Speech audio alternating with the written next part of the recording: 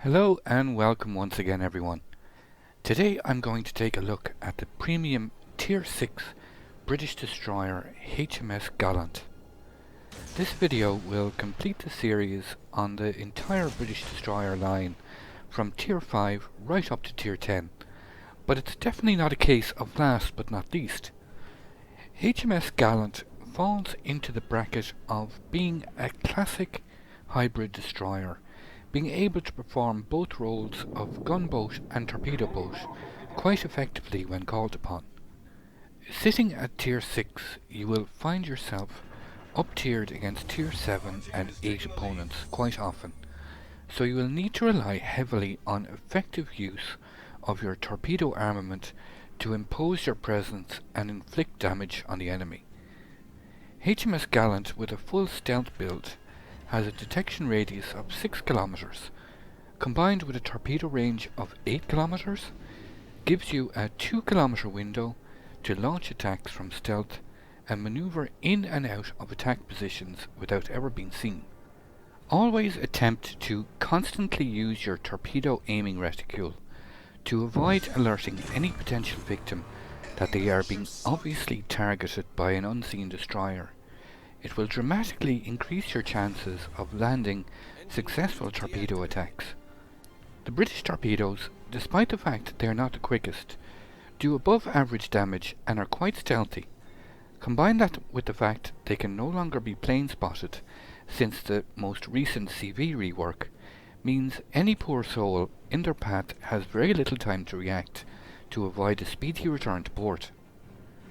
Remain watchful at all times of your enemy's movements, so you can plan ahead and execute your own maneuvers to be in prime position to launch your next attack as soon as your torpedoes are reloaded.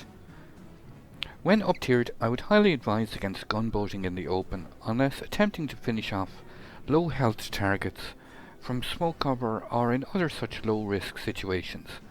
This, however, will change drastically when faced against same tier opponents, which I'll cover more in the main highlights.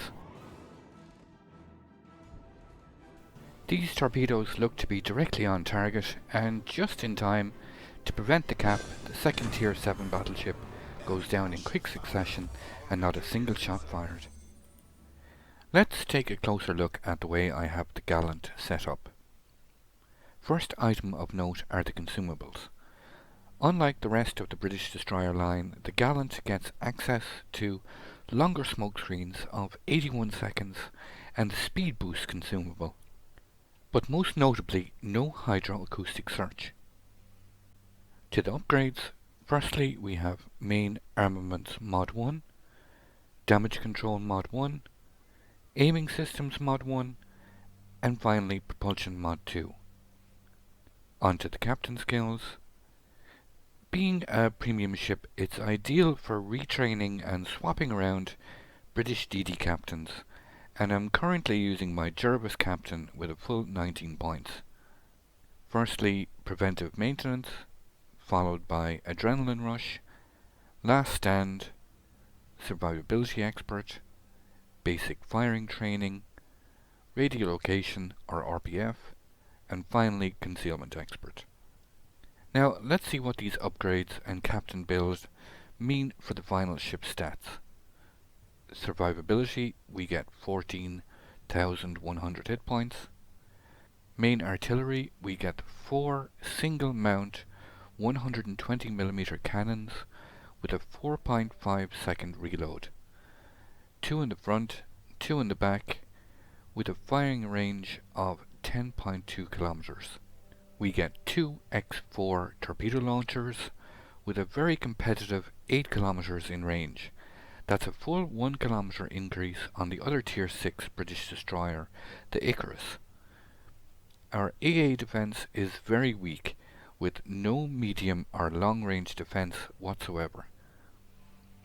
Maneuverability, we get a base top speed of 36 knots, a turning circle of 540 meters, and a rudder shift time of 3 seconds. And finally, we get a detectability range of 6.0 kilometers by sea and 2.4 kilometers by air.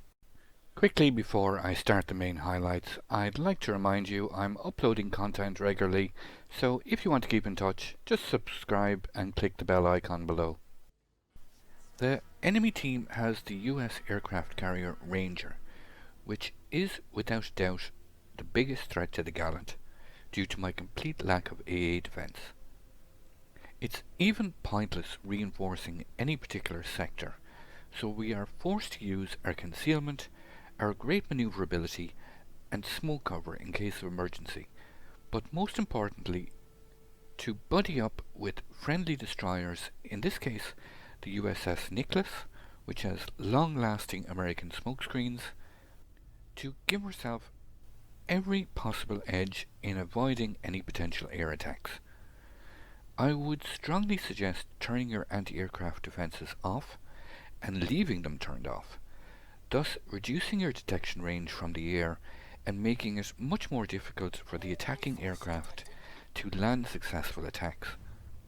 Leaving your AA on when plane spotted will allow the attacking aircraft to keep you located all the time while lining up a new attack, making it much easier for him to hit you, whereas being able to drop detection while planes are circling around will greatly increase your chances of survival. The enemy carrier has been plane spotted in the distance, making a rush for the islands in the centre, and his attack aircraft would seem to be heading for the A-cap on the opposite side of the map. Due to the temporary absence of enemy aircraft, it will free us up to be much more aggressive and engage the enemy fleet that is rapidly approaching, consisting of 2 enemy cruisers, the Perth and Kirov, supported by the very dangerous Italian battleship Giulio Cesare. I got briefly detected there, just before I passed behind the island. Detected once again, enemy Fubuki, just creeping out of his smokescreen. There's a second destroyer there behind him. Quickly open fire on this guy. He seems to be reversing back into his smokescreen. There's an enemy Akasta behind him. We get a torpedo and the first kill on the enemy Kirov. Fubuki still reversing back into his smoke. I'm just going to have to turn and reposition here. I'm spotted. I got 2 enemy destroyers in the smoke there, so I don't want to give them free damage. I'm just going to fall back and continue shelling this enemy Perth. He's attempting to smoke up. Try and finish this guy off before he manages to get concealed in that smokescreen. And the Nuremberg takes him out.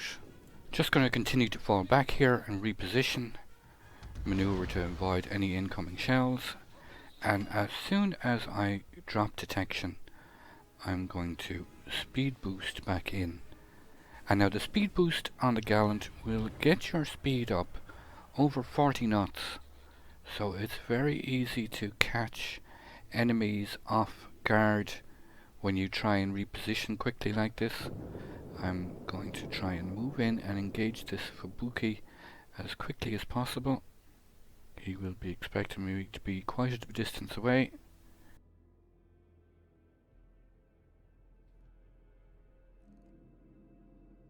Just before I get detected, I open fire. He's now in a very bad position. I'm just going to maneuver away, so this Giulio Cesare has bad firing angles on me. Enemy Fubuki goes down. And put this island between myself and the battleship. Now we still have an enemy Akasta, and I do sense he's behind that island according to my RPF, and now I just got located. There he is, immediately open fire.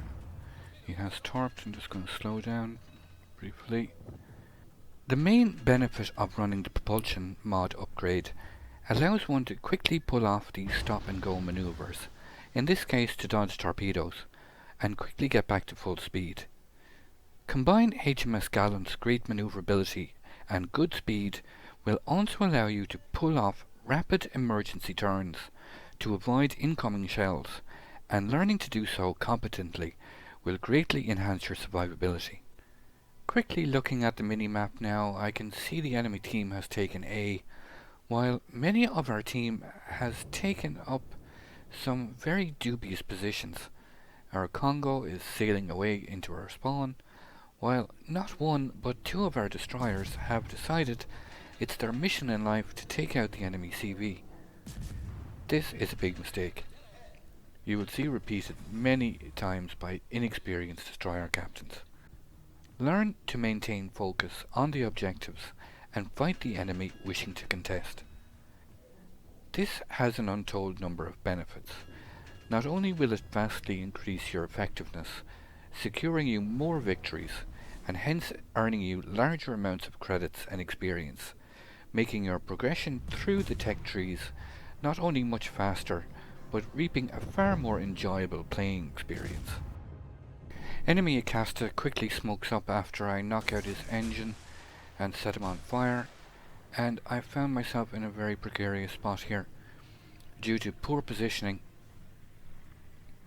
I was full broadside to that enemy Cesare, and it's only down to good fortune that he was fully focused on my friendly Dallas that I managed to escape that situation without taking any damage.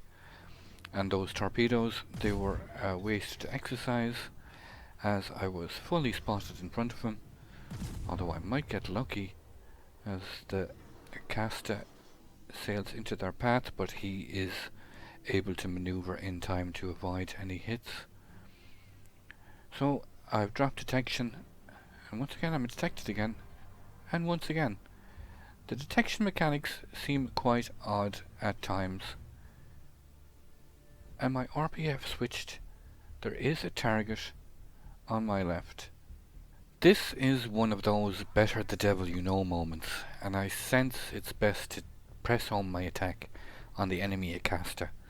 Our force to the north seems totally isolated and in full retreat, while the enemy team now controls 2 capture points. Enemy Fushin is spotted attempting to rush our carrier, and I ping the map attempting to alert my teammates. Anshan takes out my friendly Dallas, followed quickly by another cruiser loss. The Emile Breton goes down, and virtually in the same breath we lose our Russian battleship October, and the team is now close to collapse. Enemy Acasta spotted, instantly open fire, knock out his engine. He's attempting to smoke up. Continue to angle away. I just drop my speed to avoid those shells. I'll speed up again. Keep this Acasta under fire. It does seem to be drifting slightly out of his smoke. I have lost one of my guns temporarily. I can set him on fire. Just going to continue to kite away. Keep this Acasta under fire while he reverses back into his smoke. Acasta goes down. Quick look around at the enemy team. Try and angle away from this enemy Cesare. I see spot the Anshan, and in that brief moment that I've taken my eyes off the Giulio Cesare, he manages to punish me severely. Just before I got undetected, I was expecting him to angle in, so I dropped a couple of torp spreads in front, but it's a very fine line. It only takes a second for you to take your eye off the ball, and you will be extremely punished in the Gallant. The Cesare does seem to be turning in ever so slightly. He's angling in towards those torpedoes. I'm just going to open fire. I do manage to get one hit on him. He is quite low. Objective now is to set him on fire, get him burning as quickly as possible. Remain angled away. I need to be able to turn quickly here to avoid his shells. Hit the brakes and turn sharply. We've lost another 2 ships, the Hatsuharu and our carrier, and any small chance we had would seem to be slipping away now. I'm going to quickly smoke up here and attempt to get a fire on this battleship while my Congo is still alive and providing vision. Giulio Cesare blind fires me and gets quite a solid hit on me in the smoke. Takes out one of my guns. I do, however, manage to set him on fire. That should seal his fate. And the Cesare goes down. It's now a 5-on-2 situation.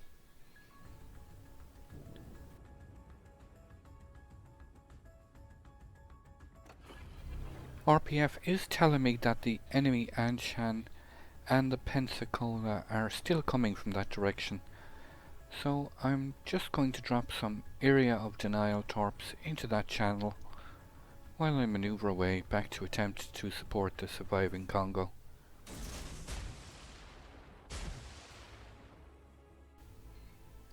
And attempt to get closer to the Congo and provide some assistance here in the middle. I'm realizing now the Congo is quite low health. He's already on fire, which he has repaired instantly, so any fire on that guy will be his last. RPF would suggest this DD is coming behind me, and yeah, I am detected. Gonna angle away quickly. Although he doesn't seem to be firing. Quickly turn my guns back. Open fire. He does seem quite oblivious to me at the moment. I knock out his torpedo tubes. He's still sailing directly towards the Congo. Managed to set him on fire. Enemy Congo, friendly Congo is goes down as predicted. And now the situation is quite dire. I'm trying to take this enemy Anshan with me. Angle away. I have 3 cruisers firing at me now, so all the maneuverability of the Gallant is going to be put to the test here. Engine is knocked out on the enemy Anshan, making him an easier target. Continue to wiggle and weave away as I try to dodge all these incoming shells. Anshan manages to get undetected, but we get the Kraken nonetheless. Keep maneuvering here to dodge these shells.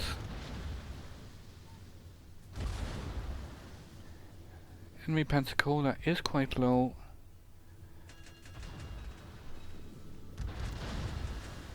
Kill the speed.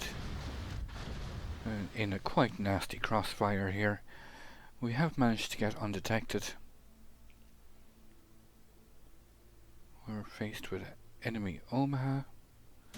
Very maneuverable. It's quite a hard target to torpedo. Hms Gallant, quite a fast French cruiser, and the American Pensacola. Just going to continue to kite away here. See if we can land a torpedo hit on one of these cruisers. These are looking like they have a chance. Omaha is angling in, although he does take quite a substantial hit. He's down to 4k. We do manage to get the Confederate achievement as well, which is always nice. I'm just going to drop speed and smoke up and instantly open fire on this Pensacola. I'm going to, we get the bonus of setting him on fire. I'm going to try and bait him into shooting, which he has done. His detection radius blooms and I managed to detect him, and he has fallen for the trap. We get our 6th kill, and we are now beginning to lose the cap as well.